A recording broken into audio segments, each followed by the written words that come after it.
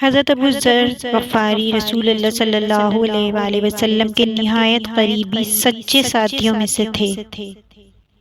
آپ رضی اللہ تعالیٰ عنہ کی زبان پر ہمیشہ حق ہوتا۔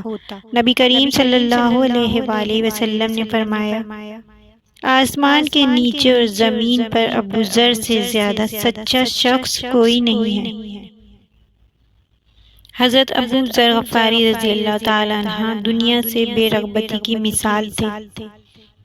آپ کبھی مال جمع نہ کرتے اور جو کچھ ملتا وہ راہ خدا میں خرچ کر دیتے۔ آپ اکثر فرماتے تھے، میں چاہتا ہوں کہ میرا پیٹ خالی رہے اور میرا جسم بھوکا ہو تاکہ قیامت کے دن نجات پا سکوں۔ رسول اللہ صلی اللہ علیہ وسلم نے فرمایا، ابو ذر اکیلے چلیں گے، اکیلے مریں گے اور اکیلے ہی اٹھائے جائیں گے۔ خلافت عثمان کے دور میں جب مال و دولت کے مسلمانوں کے پاس آنے لگا تو ابو ذر غفاری رضی اللہ تعالیٰ عنہ نے بار بار لوگوں کو دنیا کی محبت سے خبردار کیا۔ وہ قرآن کی آیت پڑھ کر لوگوں کو نصیحت کرتے۔ سورہ توبہ کی آیت نمبر 34، جس کا ترجمہ یہ ہے، اور جو لوگ سونا اور چاندی جمع کرتے ہیں اور اسے اللہ کی راہ میں خرچ نہیں کرتے، انہیں دردناک عذاب کی خوشخبری دے دو۔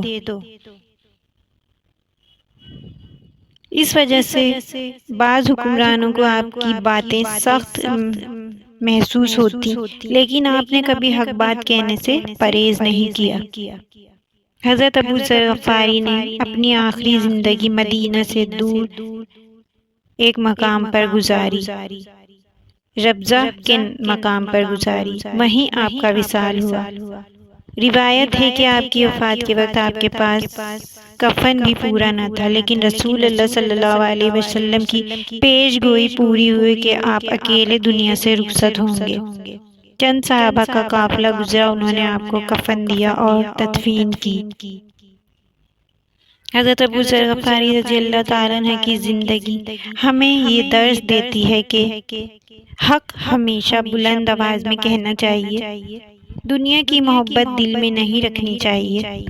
سچائی اور ایمانداری انسان کی اصل طاقت ہے۔